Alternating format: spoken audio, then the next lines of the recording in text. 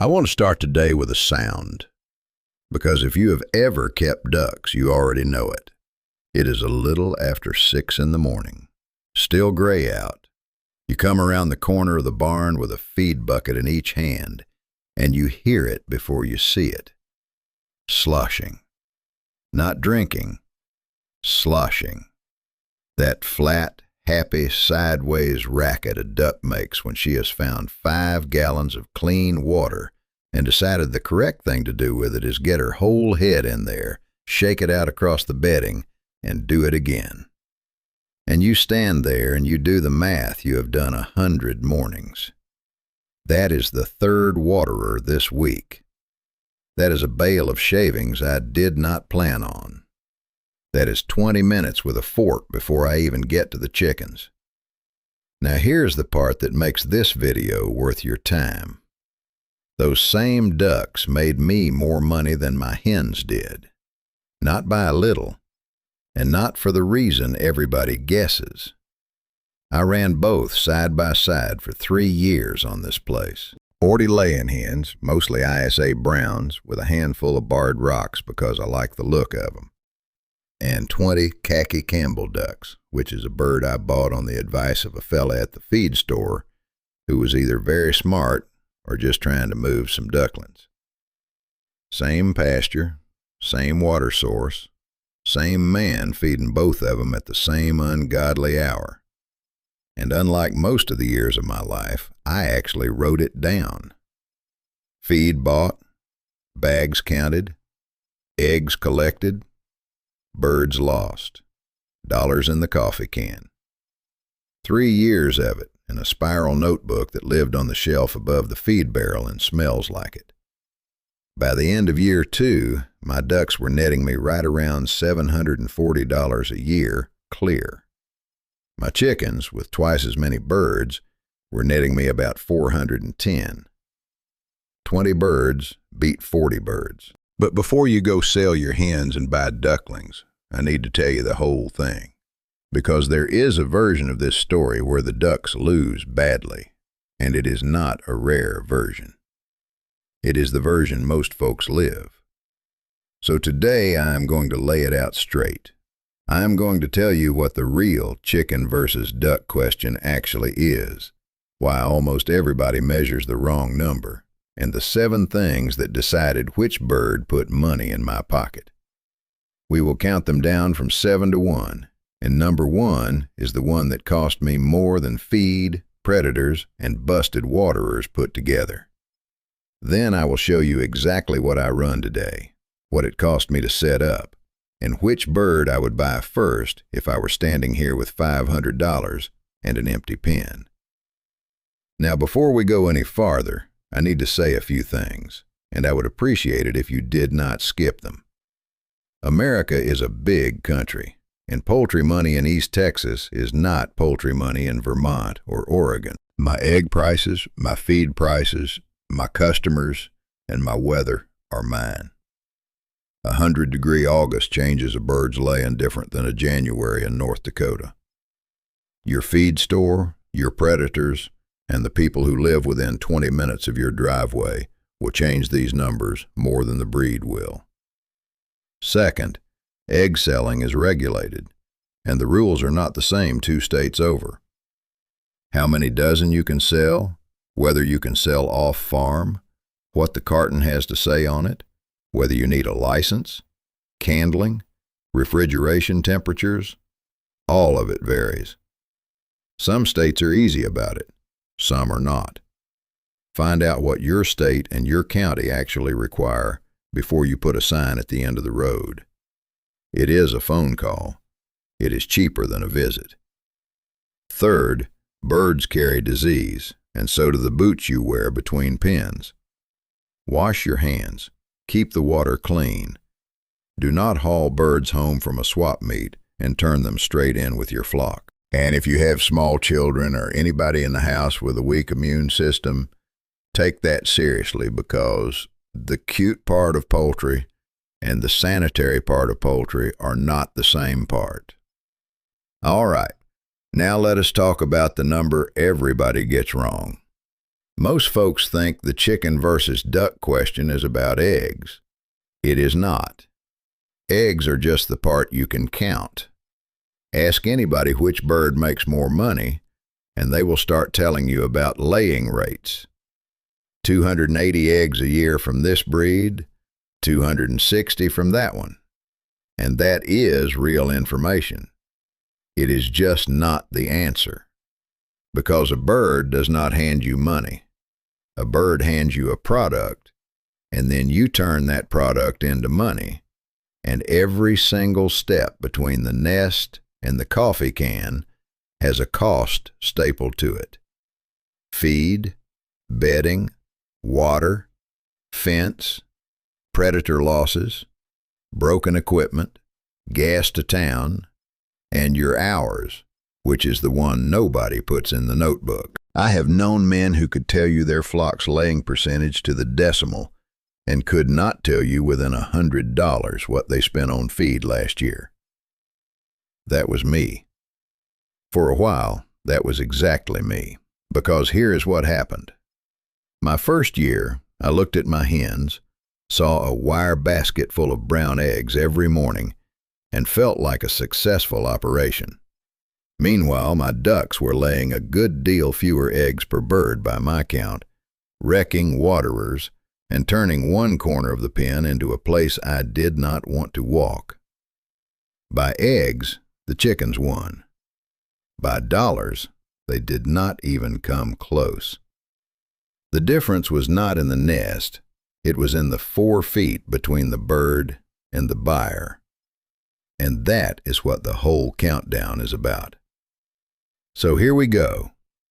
7 things that decided which bird actually made me money, counting down. Number 7, the feed bill and the part of it that lies to you. Let us start with the one everybody expects, because you cannot talk poultry money without talking feed. Feed is the biggest check you write. It is not close.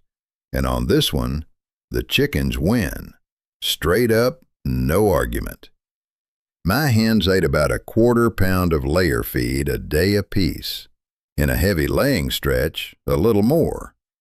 40 hens, and I was going through roughly a 50-pound bag every 5 days. My ducks ate more. Call it 1/3 of a pound a day each, and in cold weather, more than that, because ducks run a furnace, and they do not apologize for it.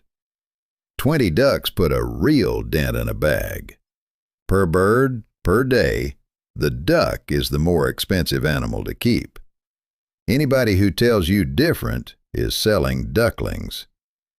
But here is the part of the feed bill that lied to me for a solid year. I was measuring feed per bird.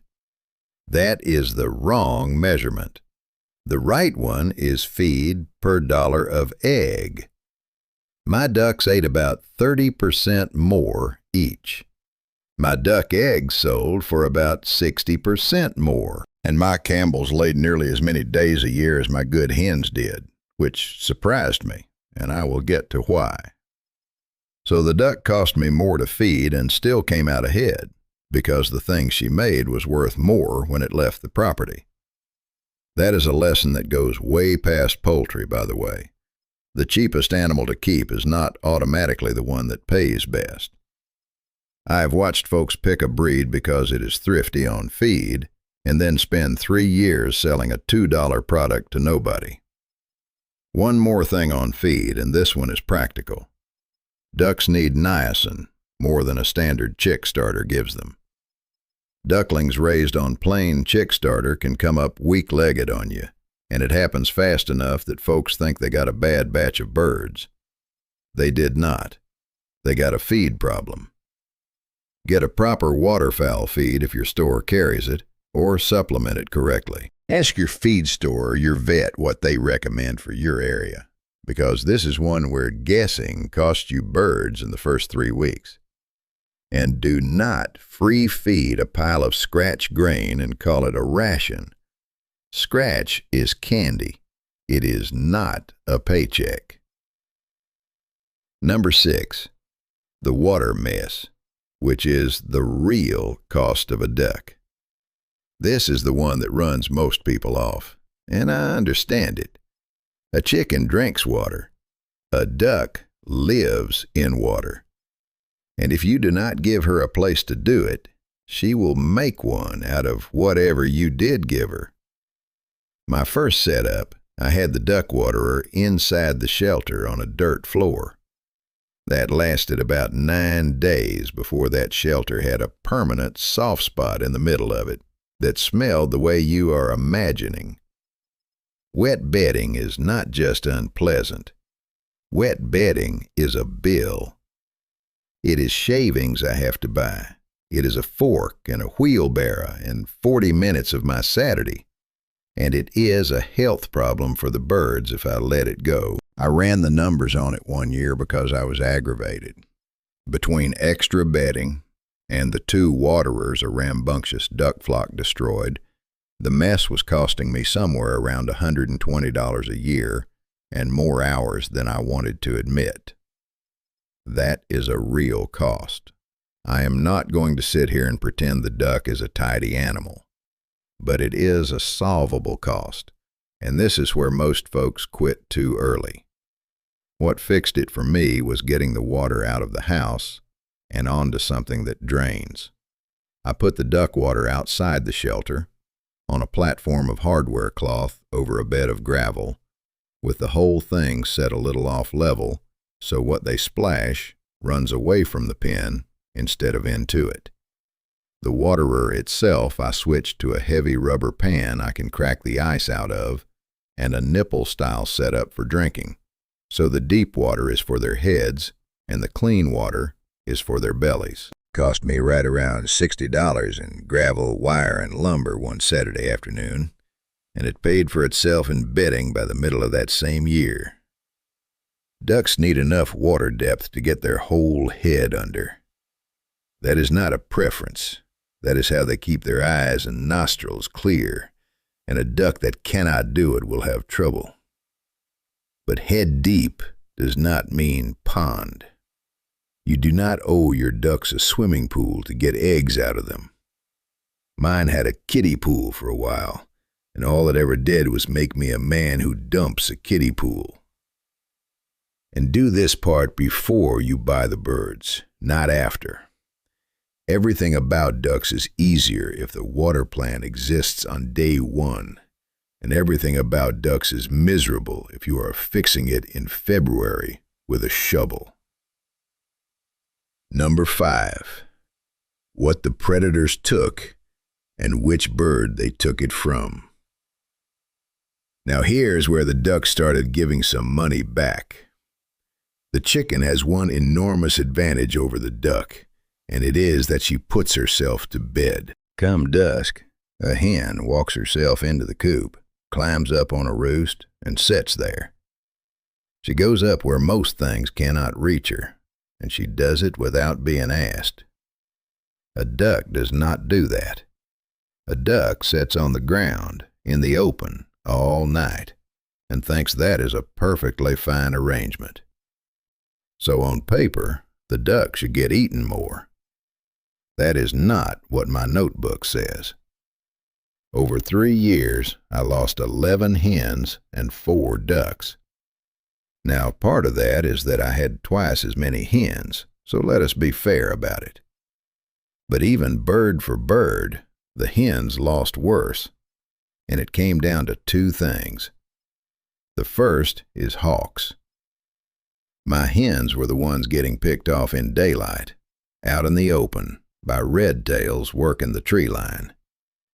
A grown Khaki Campbell is a lower, heavier, faster-moving target than a hen, and she stays in a tight group.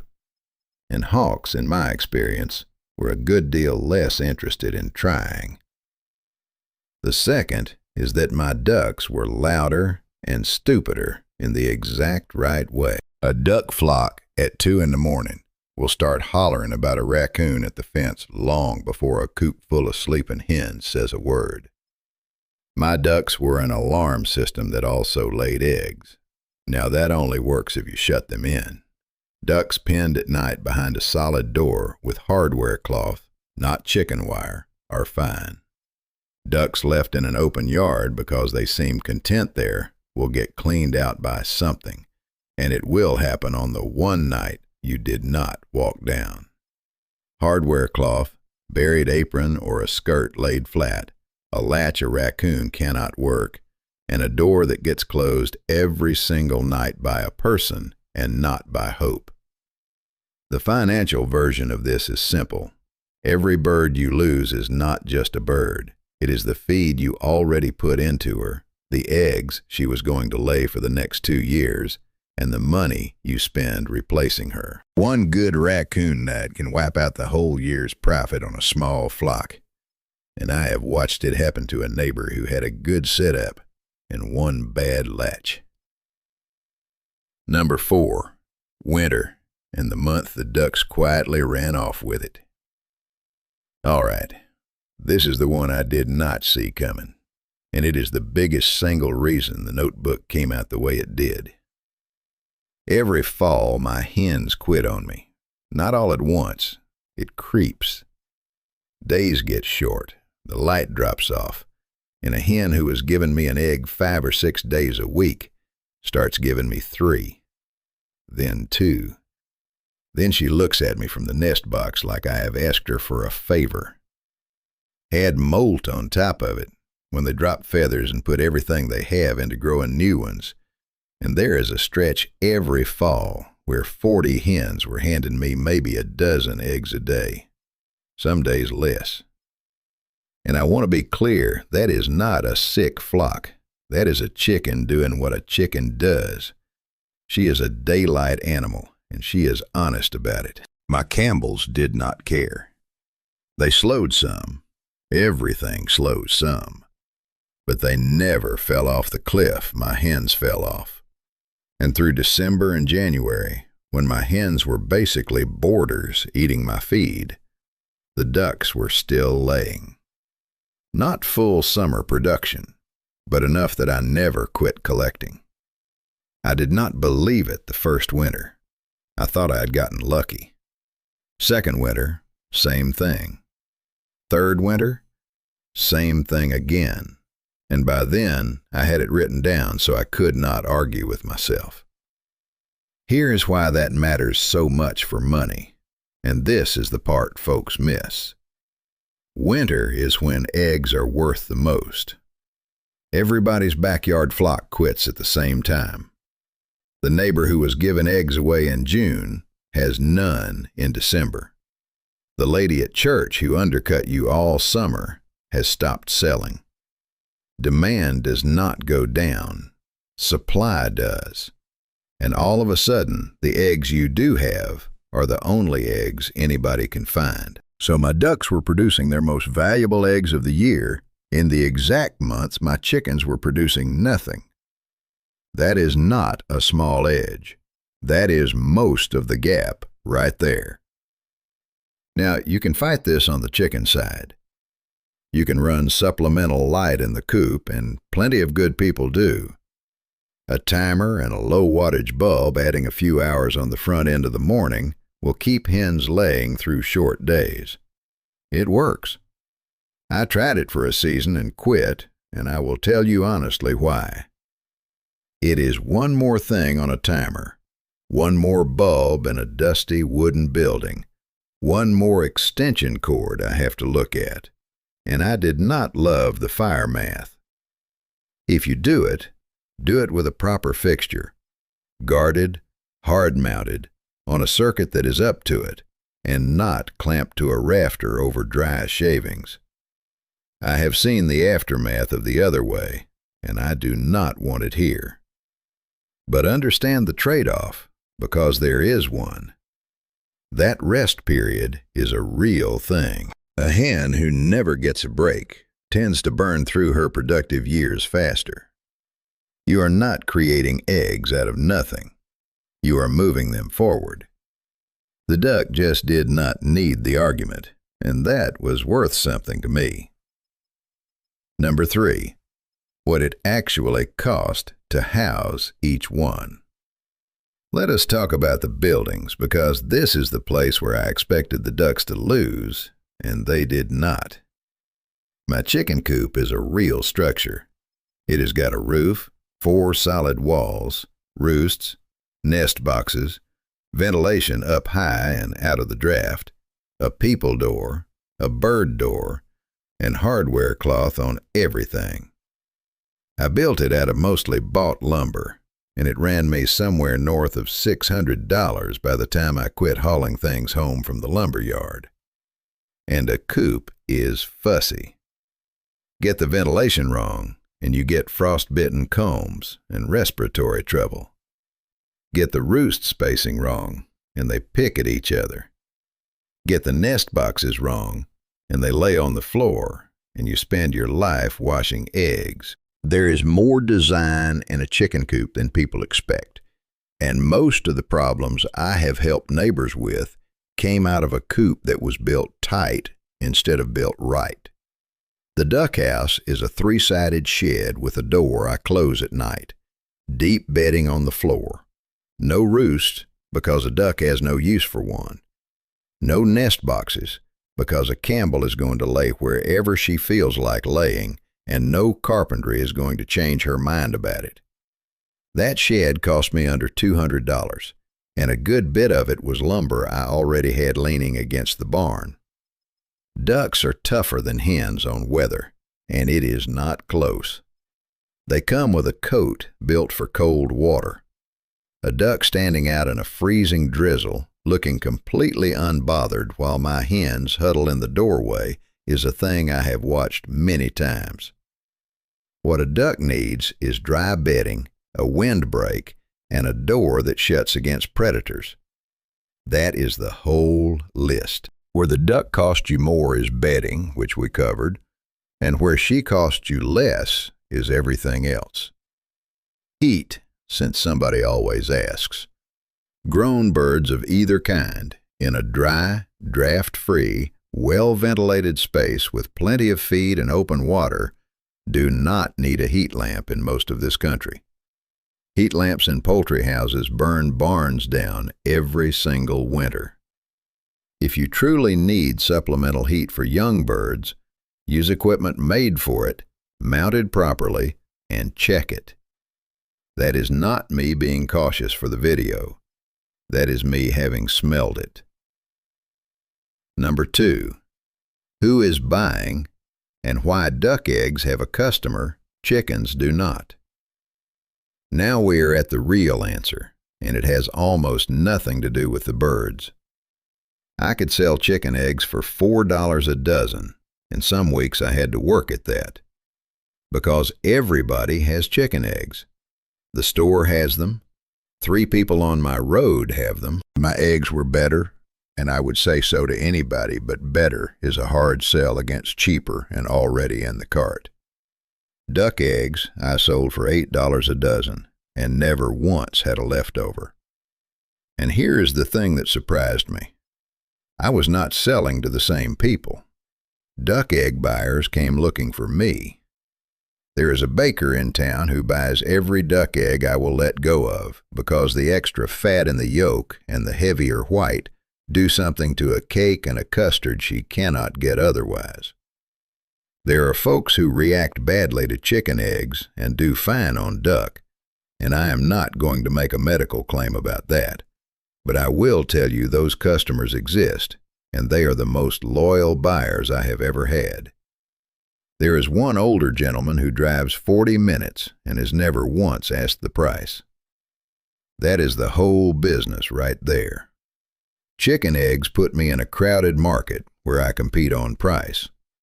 Duck eggs put me in a thin market where I am the only supplier for 20 miles. Same barn, same feed truck, same me. Completely different economics. So before you buy a single bird, go find out who is within driving distance of your place. Call the bakeries. Ask at the farmer's market who is selling duck eggs. And if the answer is nobody, that is not bad news. That might be the entire opportunity. And if the answer is 3 people already do it, and one of them is your cousin, then maybe chickens are the right call where you live, and this whole video points the other direction. I would rather be the only man with a mediocre product than the fifth man with a good one. And check your state's rules before you build a business on it. I said it at the top, and I will say it again because this is the part folks skip. Selling eggs off your property, at a market, to a restaurant, or to a store are 4 different legal situations in most places. Find out which one you are in. And number 1, the thing that cost me more than feed, predators, and busted waterers put together. All right, number 1. The problem was not the birds. The problem was that I did not know my numbers. That is number 1, running a flock without a notebook. For my whole first year, I would have told you with total confidence that my chickens were the moneymaker. I believed it. I could see it. Big basket of brown eggs every morning. Ducks making a mess in the corner.